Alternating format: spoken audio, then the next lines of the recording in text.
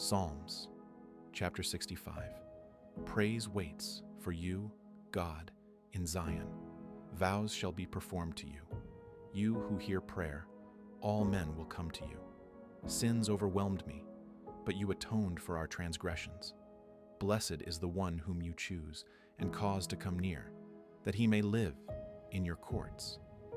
We will be filled with the goodness of your house, your holy temple. By awesome deeds of righteousness, you answer us, God of our salvation. You who are the hope of all the ends of the earth, of those who are far away on the sea. By your power, you form the mountains, having armed yourself with strength. You still the roaring of the seas, the roaring of their waves, and the turmoil of the nations. They also who dwell in faraway places are afraid at your wonders. You call the morning's dawn and the evening with songs of joy. You visit the earth and water it. You greatly enrich it. The river of God is full of water. You provide them grain, for so you have ordained it. You drench its furrows. You level its ridges. You soften it with showers. You bless it with a crop. You crown the year with your bounty. Your carts overflow with abundance. The wilderness grasslands overflow. The hills are clothed with gladness. The pastures are covered with flocks. The valleys also are clothed with grain. They shout for joy. They also sing. Psalms, chapter 66. Make a joyful shout to God, all the earth. Sing to the glory of his name. Offer glory and praise. Tell God, how awesome are your deeds. Through the greatness of your power, your enemies submit themselves to you. All the earth will worship you and will sing to you. They will sing to your name. Selah. Come and see God's deeds. Awesome work on behalf of the children of men. He turned the sea into dry land. They went through the river on foot. There we rejoiced in him. He rules by his might forever. His eyes watch the nations. Don't let the rebellious rise up against him. Selah. Praise our God, you peoples. Make the sound of his praise heard, who preserves our life among the living and doesn't allow our feet to be moved.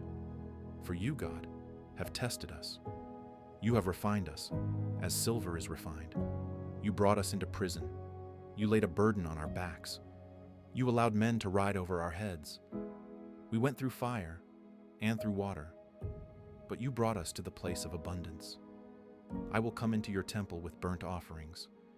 I will pay my vows to you, which my lips promised, and my mouth spoke when I was in distress. I will offer to you burnt offerings of fat animals. With the offering of rams, I will offer bulls with goats. Selah. Come and hear, all you who fear God. I will declare what he has done for my soul. I cried to him with my mouth. He was extolled with my tongue. If I cherished sin in my heart, the Lord wouldn't have listened. But most certainly, God has listened. He has heard the voice of my prayer. Blessed be God, who has not turned away my prayer, nor his loving kindness from me.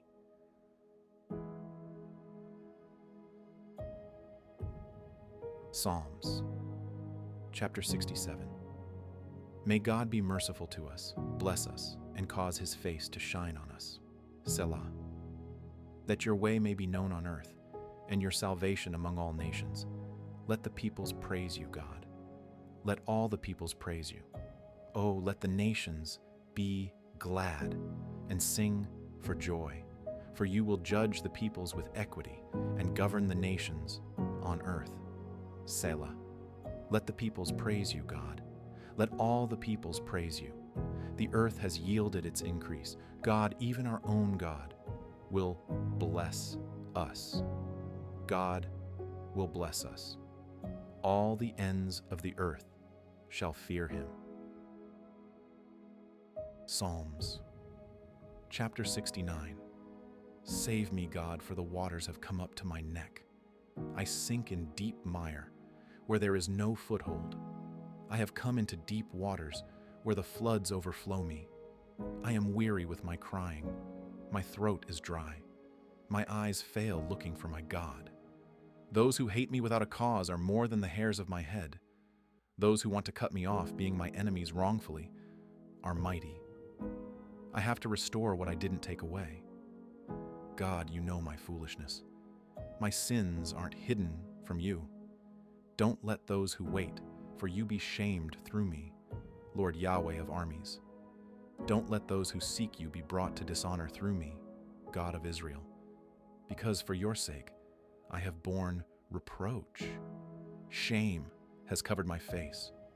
I have become a stranger to my brothers, an alien to my mother's children. For the zeal of your house consumes me.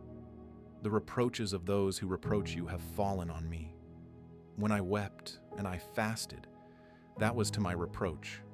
When I made sackcloth my clothing, I became a byword to them. Those who sit in the gate talk about me. I am the song of the drunkards. But as for me, my prayer is to you, Yahweh, in an acceptable time. God, in the abundance of your loving kindness, answer me in the truth of your salvation. Deliver me out of the mire, and don't let me sink. Let me be delivered from those who hate me, and out of the deep waters. Don't let the flood waters overwhelm me, neither let the deep swallow me up. Don't let the pit shut its mouth on me. Answer me, Yahweh, for your loving kindness is good. According to the multitude of your tender mercies, turn to me. Don't hide your face from your servant, for I am in distress. Answer me speedily. Draw near to my soul and redeem it. Ransom me because of my enemies. You know my reproach, my shame, and my dishonor. My adversaries are all before you. Reproach has broken my heart, and I am full of heaviness. I looked for some to take pity, but there was none. For comforters, but I found none. They also gave me poison for my food. In my thirst, they gave me vinegar to drink. Let their table before them become a snare. May it become a retribution and a trap. Let their eyes be darkened, so that they can't see. Let their backs be continually bent. Pour out your indignation on them. Let the fierceness of your anger overtake them. Let their habitation be desolate. Let no one dwell in their tents, for they persecute him whom you have wounded. They tell of the sorrow of those whom you have hurt. Charge them with crime upon crime. Don't let them come into your righteousness. Let them be blotted out of the book of life and not be written with the righteous. But I am in pain and distress. Let your salvation, God, protect me. I will praise the name of God with a song and will magnify him with thanksgiving. It will please Yahweh better than an ox or a bull that has horns and hoofs. The humble have seen it and are glad. You who seek after God, let your heart live. For Yahweh hears the needy and doesn't despise his captive people. Let heaven and earth praise him, the seas and everything that moves therein. For God will save Zion and build the cities of Judah. They shall settle there and own it. The children also of his servants shall inherit it. Those who love his name shall dwell therein. Psalms, chapter 70. Hurry, God, to deliver me. Come quickly to help me, Yahweh. Let them be disappointed and confounded who seek my soul. Let those who desire my ruin be turned back in disgrace. Let them be turned because of their shame who say, Aha, aha. Let all those who seek you rejoice and be glad in you. Let those who love your salvation continually say, Let God be exalted. But I am poor and needy. Come to me quickly, God. You are my help and my deliverer. Yahweh, don't delay. 2 Samuel, chapter 11. At the return of the year, at the time when kings go out, David sent Joab and his servants with him, and all Israel, and they destroyed the children of Ammon and besieged Rabbah. But David stayed at Jerusalem. At evening, David arose from his bed and walked on the roof of the king's house. From the roof, he saw a woman bathing, and the woman was very beautiful to look at. David sent and inquired after the woman. One said, "Isn't this Bathsheba, the daughter of Eliam, Uriah the Hittite's wife?" David sent messengers and took her, and she came in to him, and he lay with her, for she was purified from her uncleanness. And she returned to her house. The woman conceived, and she sent and told David, and said, "I am with child." David sent to Joab, "Send me Uriah the Hittite." Joab sent Uriah to David. When Uriah had come to him, David asked him how Joab did, and how the people fared, and how the seen, and how the war prospered. David said to Uriah, "Go down to your house and wash your feet." Uriah departed out of the king's house, and a gift from the king was sent after him. But Uriah slept at the door of the king's house with all the servants of his lord, and didn't go down to his house. When they had told David, saying, "Uriah didn't go down to his house," David said to Uriah, "Haven't you come from a journey? Why didn't you go down to your house?" Uriah said to David, "The ark, Israel and Judah are staying in tents, and my lord Joab and the servants of my lord are encamped in the open field. Shall I then go into my house to eat and to drink and to lie with my wife? As you live and as your soul lives, I will not do this thing." David said to Uriah, "Stay here today also, and tomorrow I will let you depart." So Uriah stayed in Jerusalem that day and the next day. When David had called him, he ate and drank before him, and he made him drunk. At evening, he went out to lie on his bed with the servants of his lord, but didn't go down to his house. In the morning, David wrote a letter to Joab and sent it by the hand of Uriah. He wrote in the letter, saying, "Send Uriah to the forefront of the hottest battle and retreat from him, that he may be struck and die." When Joab kept watch on the city, he assigned Uriah to the place where he knew that valiant men were. The men of the city went out and fought with Joab.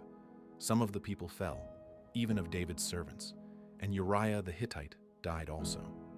Then Joab sent and told David all the things concerning the war, and he commanded the messenger, saying, "When you have finished telling all the things concerning the war to the king, it shall be that, if the king's wrath arise, and he asks you, 'Why did you go so near to the city to fight? Didn't you know that they would shoot from the wall? Who struck Abimelech the son of Jerubbesheth? Didn't a woman cast an upper millstone on him from the wall, so that he died at Thebez? Why did you go so near the wall?' Then you shall say, 'Your servant Uriah the Hittite is also dead.'" So the messenger went and came and showed David all that Joab had sent him for. The messenger said to David, "The men prevailed against us and came out to us into the field, and we were on them even to the entrance of the gate. The shooters shot at your servants from off the wall, and some of the king's servants are dead, and your servant Uriah the Hittite is also dead." Then David said to the messenger, "Tell Joab, don't let this thing displease you, for the sword devours one as well as another. Make your battle stronger against the city and overthrow it. Encourage him." When Uriah's wife heard that Uriah, her husband, was dead, she mourned for her husband. When the mourning was past, David sent and took her home to his house, and she became his wife and bore him a son. But the thing that David had done displeased Yahweh.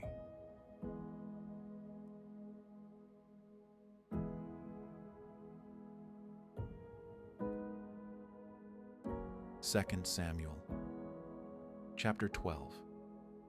Yahweh sent Nathan to David. He came to him and said to him, "There were two men in one city, the one rich and the other poor. The rich man had very many flocks and herds, but the poor man had nothing except one little ewe lamb, which he had bought and raised. It grew up together with him and with his children. It ate of his own food, drank of his own cup, and lay in his bosom, and was like a daughter to him.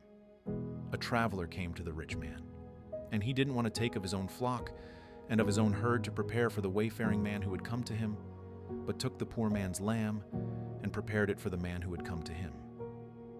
David's anger burned hot against the man, and he said to Nathan, "As Yahweh lives, the man who has done this deserves to die. He must restore the lamb fourfold because he did this thing and because he had no pity." Nathan said to David, "You are the man. This is what Yahweh, the God of Israel, says. I anointed you king over Israel, and I delivered you out of the hand of Saul. I gave you your master's house and your master's wives into your bosom, and gave you the house of Israel and of Judah.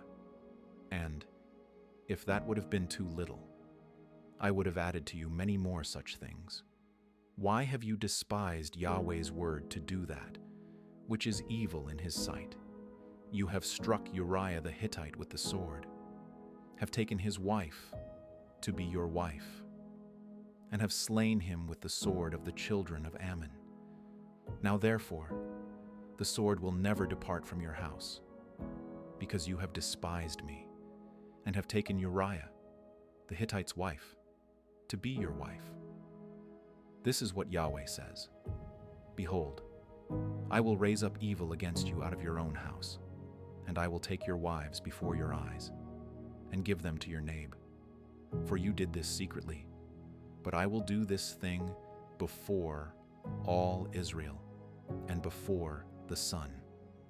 David said to Nathan, "I have sinned against Yahweh." Nathan said to David, "Yahweh also has put away your sin. You will not die.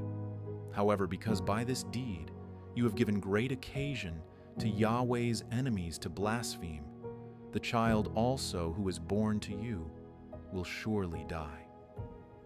Then Nathan departed to his house. Yahweh struck the child that Uriah's wife bore to David, and he was very sick.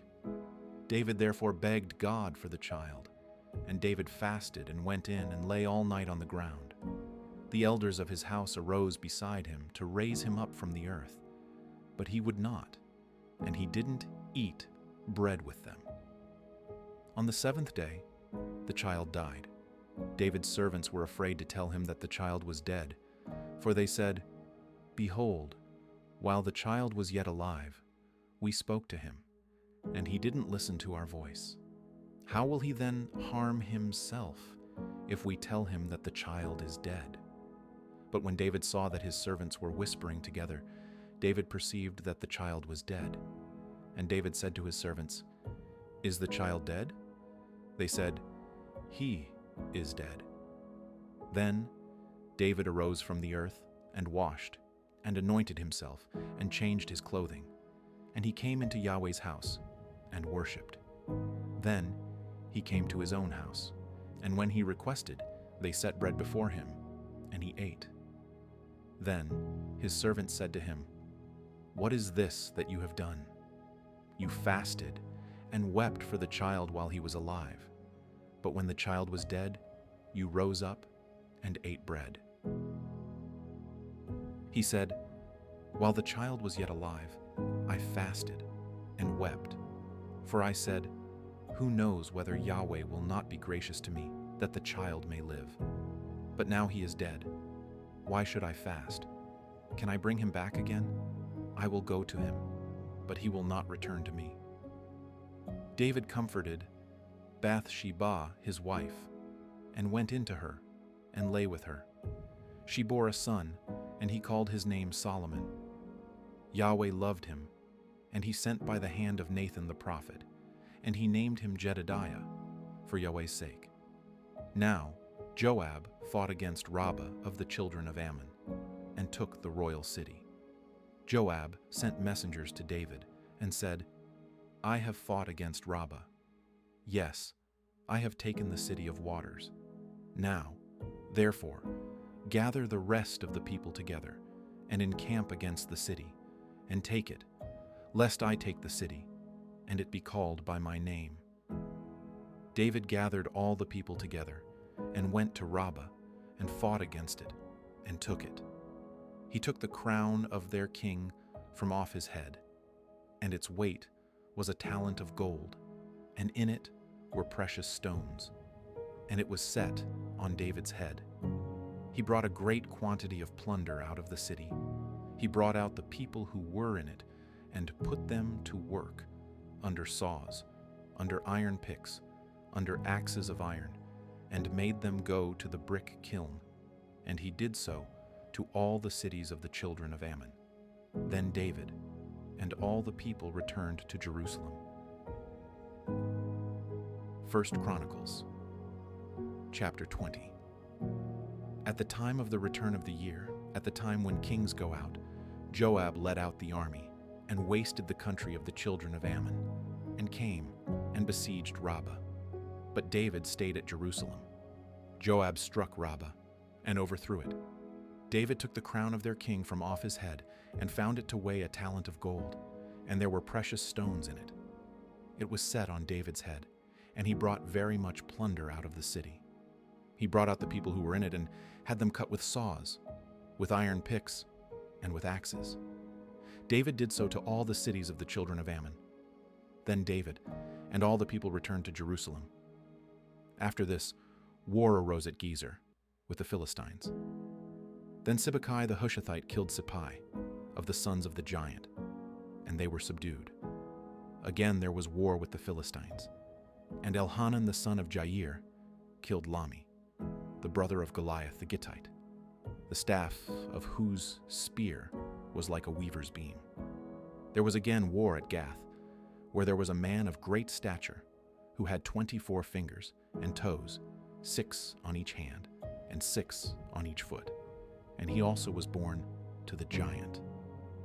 When he defied Israel, Jonathan the son of Shimea, David's brother, killed him. These were born to the giant in Gath, and they fell by the hand of David and by the hand of his servants.